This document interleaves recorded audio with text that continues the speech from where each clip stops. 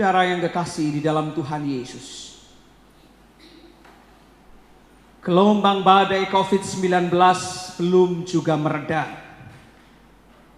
Bumi dan kita semua terhantam masif, dan bangsa manusia dianjak untuk minggir, bersembunyi dari hiruk-pikuk aktivitas hidupnya.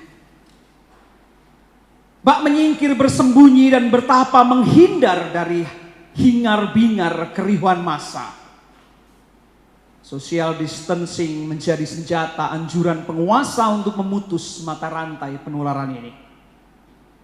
Seolah tak pernah disangka oleh siapapun juga, tiba-tiba si corona ini telah mengubah hampir semua pola hidup manusia. Saudara yang menjadi siswa, kita yang menjadi pekerja, keluarga kita, dan semua komunitas warga, semua berubah pola hidupnya. Dan efeknya sangat terasa, bukan hanya menyangkut tubuh atau raga kita, namun juga harta, dan yang pasti menusuk sampai kedalaman jiwa saudara dan saya. Tapi saudara, sadarkah kita bahwa ada yang lebih membahayakan lagi dari efek virus ini daripada sekedar dampak medis pada tubuh manusia? Apakah itu? Yaitu keterasingan kita, keterasingan manusia dalam rasa takut dan khawatir yang mencekam jiwanya. Semua orang menjadi takut, kita semua menjadi khawatir, kita semua menjadi galau, dan kita semua merasa begitu mencekam situasi yang mengelilingi kita. Dan itu berbahaya untuk kita semua. Kenapa? Karena keterasingan dalam rasa takut dan khawatir yang mencekam ini bisa mengeringkan tulang kita,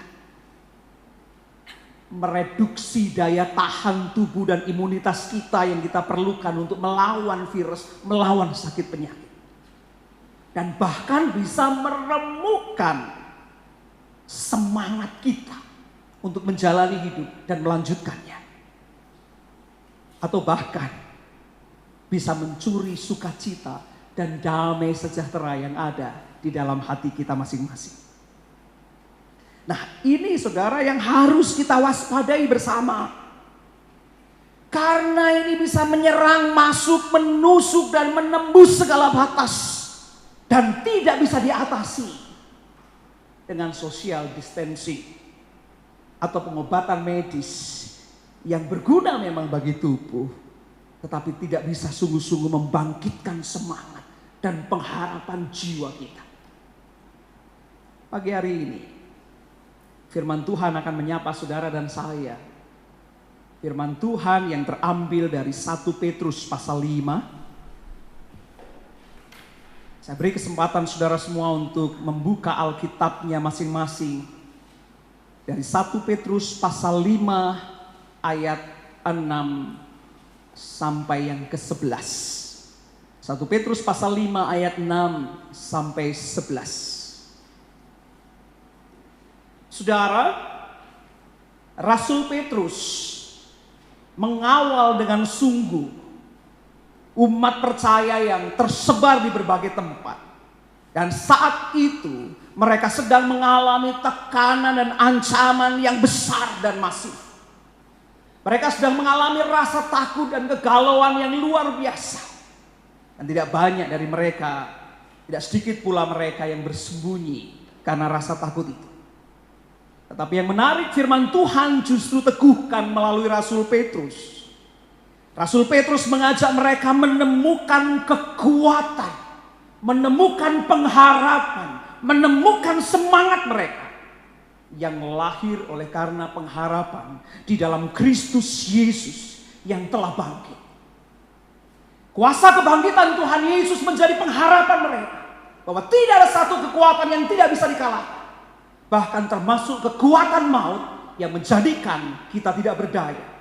Tetapi kuasa kasih karunia Allah di dalam Yesus yang telah bangkit dari antara orang mati dan mengalahkan maut, menjadi sumber pengharapan, kekuatan, dan semangat bagi kita orang percaya. Dan terlebih lagi, Rasul Petrus berkata di dalam 1 Petrus pasal 13 ayatnya yang ke-13, bahwa di dalam Kristuslah kita telah menerima kasih anugerah, kasih setia Allah, kasih pengampunan Tuhan, kasih kemurahan Allah Bapa yang memelihara hidup kita. Sehingga dalam ancaman yang demikian dahsyat melingkupi jemaat Tuhan, sehingga dalam ancaman yang begitu masif dan menakutkan dan menghilangkan semangat dan pengharapan itu, Rasul Petrus meneguhkan jemaat Tuhan supaya mereka semua mampu mengendalikan diri, supaya mereka semua tetap menjadi tenang, supaya mereka semua tetap menaruh hidup mereka di bawah tangan Allah yang Maha Kuasa. Karena kekhawatiran tidak pernah bisa menambahkan satu hasta saja bagi kehidupan kita. Kekhawatiran tidak pernah menyelesaikan persoalan kita. Maka firman Tuhan mengajak kita untuk mengendalikan diri supaya kita menjadi tenang, agar kita bisa berdoa. Tidak banyak yang kita bisa lakukan, tidak banyak yang kita bisa berbuat, tetapi kita bisa melakukan hal yang besar, yaitu berseru-seru kepada Allah. Tetapi kita tidak berseru dalam kekhawatiran, sebab firman Tuhan berkata, serahkanlah kekhawatiranmu kepada Allah dalam doa penuh ucapan syukur. Jadi Rasul Petrus di tengah situasi yang demikian mengajak kita semua berdasar kepada Kristus Yesus yang bangkit, yang mampu mengalahkan maut, yang telah mengasihi dan mengasihi karuniai kita dengan anugerahnya yang ajaib dan mulia, supaya kita menjadi tenang, sehingga kita bisa berdoa kepada Tuhan Allah kita yang ajaib dan mulia. Saudara, kekayaan iman semacam ini akan menjadi sumber pengharapan bagi kita semua. Yang biarlah itu menguatkan, yang itu biarlah kiranya meneguhkan, yang kiranya menyanggupkan kita untuk memberi makna atas setiap peristiwa hidup, sehingga tidak satu pun dari kita orang percaya yang menyerah kalah, melainkan bangkit, melainkan bangun menjadi seorang yang lebih daripada pemenang. Mari kita perhatikan firman Tuhan, apa yang mesti kita lakukan. Mulai ayat yang ke-6 mari kita perhatikan. Yang pertama, dan saudara dan saya harus lakukan adalah, karena itu rendahkanlah dirimu di bawah tangan Tuhan yang kuat. Kekhawatiran manusiawi, saudara, kekhawatiran bisa melingkupi siapapun juga. Tapi yang menjadi menarik, firman Tuhan mengatakan, rendahkanlah dirimu di bawah tangan Allah yang kuat. Ada tangan Allah yang kuat, ada tangan Allah yang ajaib, ada Tuhan yang besar, ada rahmat yang ajaib melalui kuasa tangannya. Kita hanya perlu di saat ini merendahkan diri kita di bawah tangannya yang maha kuat. COVID-19 menjadikan semua manusia menyadari siapapun dia sungguh terbatas dan rentan adanya. Orang kaya menjadi takut, orang miskin apalagi, orang pintar gak berdaya, orang yang gak berpendidikan pun khawatir. Orang percaya menyadari sungguh keterbatasan dan kelemahan kita. Kita ada bukan karena kesanggupan kita, tapi karena kuasa kasih karunia Allah. Maka Rasul Petrus berkata dengan sangat baik, di tengah situasi yang sangat tidak menguntungkan, di tengah situasi yang sangat menjepit, di tengah ketakutan yang melanda secara masif kepada orang-orang percaya, rendahkanlah dirimu di bawah tangan Tuhan yang kuat. Mengapa? Rasul Petrus berkata, supaya kamu ditinggikannya pada waktunya. Pengkhotbah mengajari kita tentang sebuah kenyataan. Segala sesuatu berjalan sedemikian rupa. Tetapi satu ayat berkata, Ia, Tuhan Allah, membuat segala sesuatu indah pada waktunya. Tuhan punya waktu. Tuhan punya saat. Ia mengerti apa yang saudara dan saya perlukan. Engkau dan saya hanya perlu untuk merendahkan diri di bawah kuasa tangannya yang maha kuat. Sebab pada waktunya Ia akan mengangkat kita dari kegelapan dalam terangnya yang ajaib. Ia akan mengangkat kita dari kebinasaan kita. Dan kita memiliki hidup dan pengharapan dan keluar dari situasi ini. Dan hanya Tuhan yang sanggup melakukannya. Jangan lupa yang pertama. Rendahkanlah dirimu di bawah tangan Allah yang kuat. Yang kedua, perhatikan ayat yang ke-7.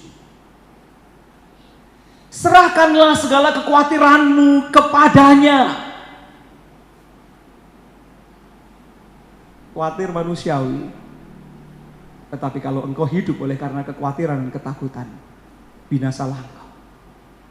Bisa jadi kita binasa bukan oleh karena virus, tetapi rasa takut kita yang mencekam. Bisa jadi bukan karena infeksi atas tubuh kita yang membuat kita nggak berdaya, tetapi kekhawatiran dan rasa takut menjadi virus yang bukan hanya meremukkan tubuh kita. Semangat, antusias, pengharapan kita lenyap, tulang-tulang kita menjadi kering. Tuhan tahu apa yang saudara dan saya perlu. Satu, bawalah kekhawatiran kepada Allah. Kenapa? Firman Tuhan berkata, sebab Ia yang memelihara kamu.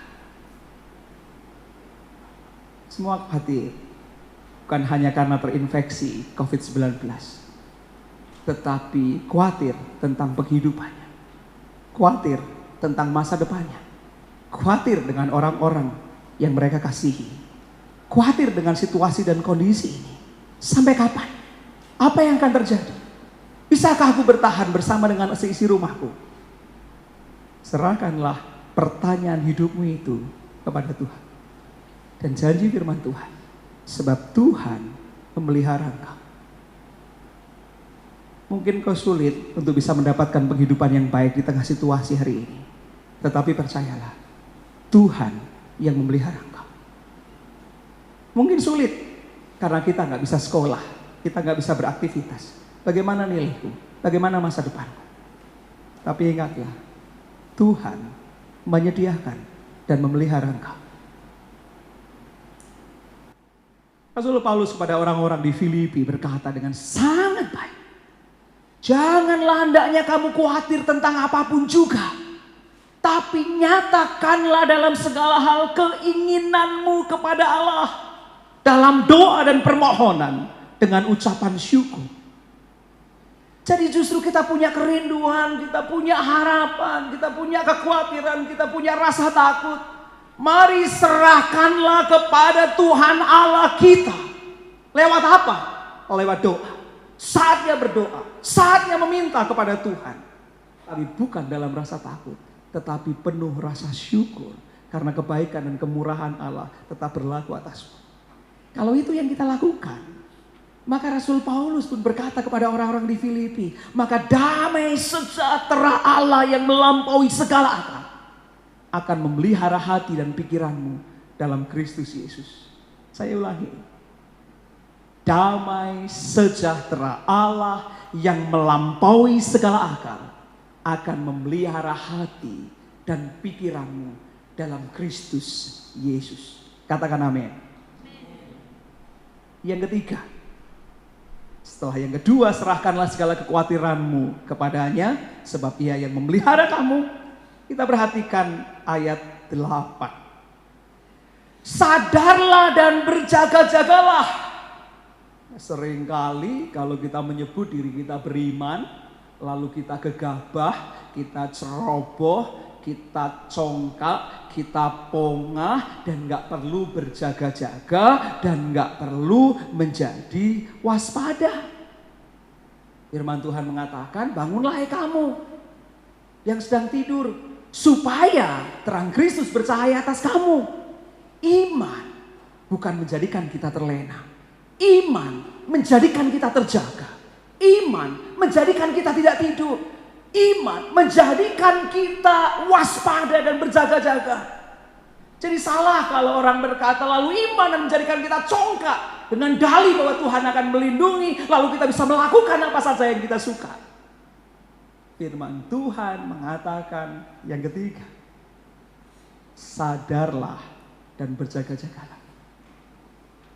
Bukan berarti kita harus mencurigai setiap orang. Bukan juga kita harus lalu kemudian takut-takut menanggapi semuanya. Tetapi sadar dan tetap berjaga-jaga dalam situasi ini. Kami di gereja tetap terus berdoa untuk saudara supaya tetap berjaga-jaga. Kita semua harus saling menjaga. Secara teknis mudahnya saudara, ya kalau kita tidak perlu bertamu ke tempat orang lain, ya nggak usah lakukan. Karena bisa jadi kita justru membuat orang lain tidak nyaman dan merasa tidak terjaga hidupnya. Kalau kita perlu dari luar, perlu mencuci kaki, perlu mencuci tangan kita dan menjaga kesehatan kita. Intinya tetaplah sadar dan berjaga-jaga. Kenapa? Lanjutkan ayat ke-8. Lawanmu si iblis berjalan berkeliling sama seperti singa yang mengaum-ngaum dan mencari orang yang dapat ditelannya. Jadi kita ini seperti apa yang firman katakan. Lawan kita, COVID-19 ini, berkeliling dan kita gak pernah bisa tahu dalam persembunyiannya. Dan setiap saat bisa menerkam kita, bisa menerkam orang-orang di sekeliling kita. Maka iman menolong kita untuk tetap sadar dan berjaga-jaga. Sebab lawanmu, iblis itu, berkeliling dan mencari orang yang lengah. Dan kalau kelengahan itu terjadi, maka dia akan menelan kita. Sekali lagi yang ketiga, imanmu di dalam Kristus menjadikanmu sadar dan berjaga-jaga. Yang keempat, mari kita perhatikan ayat selanjutnya.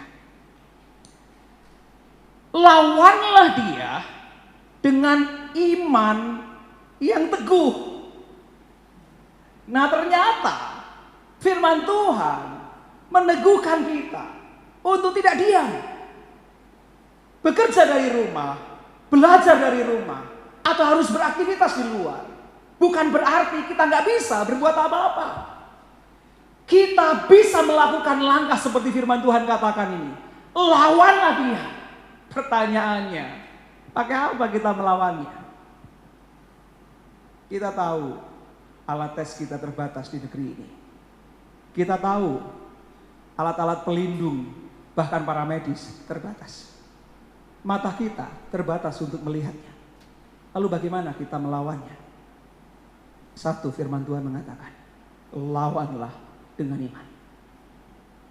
Kini saatnya, saudara dan saya, siapapun kita, untuk semakin mengakar dalam pengenalan akan Tuhan. Semakin bertumbuh-tumbuh di dalam Dia.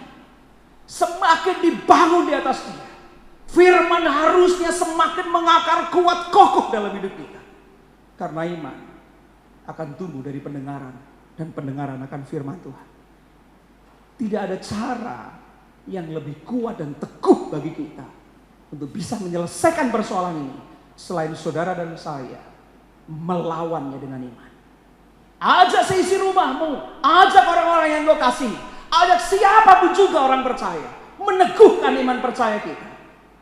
Karena dengan itulah kita melawan situasi dan kondisi. Termasuk melawan rasa takut kita. Termasuk melawan kekhawatiran kita. Termasuk melawan kecemasan kita. Termasuk melawan kelemahan kita. Dan firman Tuhan katakan. Yang keempat. Lawanlah dengan iman yang teguh. Yakobus bilang. Karena itu. Tunduklah kepada Allah.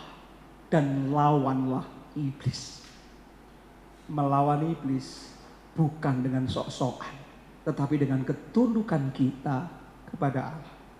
Perbanyak waktu kita untuk berdoa, perbanyak waktu kita untuk menyembah Tuhan, perbanyak waktu kita untuk baca firman Tuhan, merendahkan diri di bawah tangan Allah. Karena begitu kita menundukkan diri kepada Allah dan melawan musuh iblis kita itu, maka ia akan lari daripada Allah. Amin. Yang kelima, masih di ayat yang ke-9. Sebab kamu tahu bahwa semua saudaramu di seluruh dunia menanggung penderitaan yang sama. Iman menolong kita untuk tahu dan menyadari bahwa kita tidak pernah sendiri. Surat Ibrani berkata, sekali-kali aku tidak akan meninggalkan engkau, kata Tuhan. Maka Yesus Kristus Tuhan kita adalah Sang Immanuel, Allah beserta kita.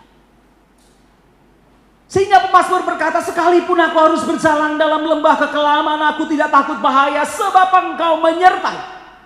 Itu yang pertama. Tetapi iman juga membuat kita untuk menyadari kita tidak sendiri mengalami, menanggung semuanya ini. Karena seluruh saudara kita di seluruh dunia mengalaminya.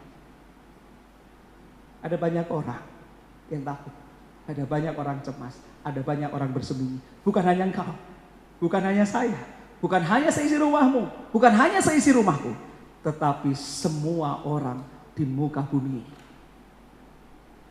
Bahkan beberapa hari lalu, negara adikuasa macam Amerika diliputi oleh rasa takut yang luar biasa karena mereka pun tidak berdaya.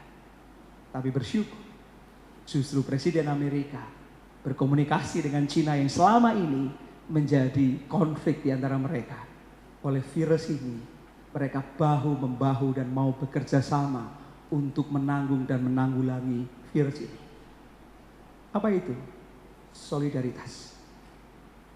Solidaritas, perasaan senasib sepenanggungan. Itu bisa meringankan beban kita. Sehingga engkau sadar bukan hanya engkau yang alami. Kalau engkau tidak dapat uang karena engkau gak bisa bekerja, bukan hanya engkau. Kalau gereja-gereja Tuhan tidak bisa beribadah, semua orang pun tidak bisa beribadah hari ini. Bukan hanya orang Kristen, tetapi semua agama pun mengalaminya. Jadi gak perlu kita cemen, tetapi sadari sebagai sebuah solidaritas, senasib, sepenanggungan. Maka kalau engkau punya makanan, engkau kirim untuk mereka yang sedang lockdown di rumahnya dan gak bisa makan. Engkau punya vitamin, engkau bisa berbagi dengan mereka semua.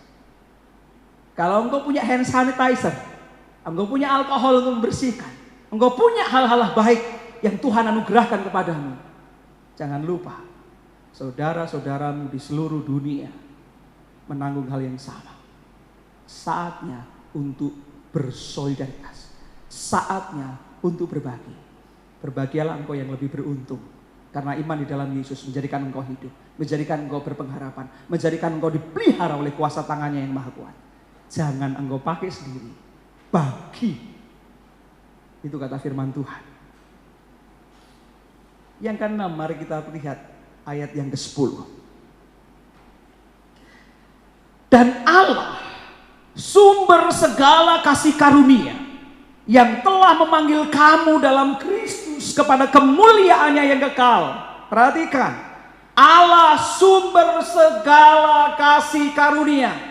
Saya ulangi, Allah sumber segala kasih karunia,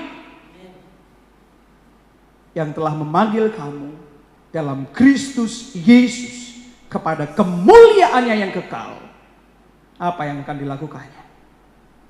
Akan melengkapi, akan meneguhkan, akan menguatkan, dan mengokohkan kamu. Kita berdiri bukan oleh karena kekuatan kita. Kita eksis bukan karena kemampuan kita. Kita ada bukan karena kita bisa. Tetapi Allah sumber segala kasih karunia dalam Kristus yang telah memilih saudara dan saya. Dia tidak pernah tidur.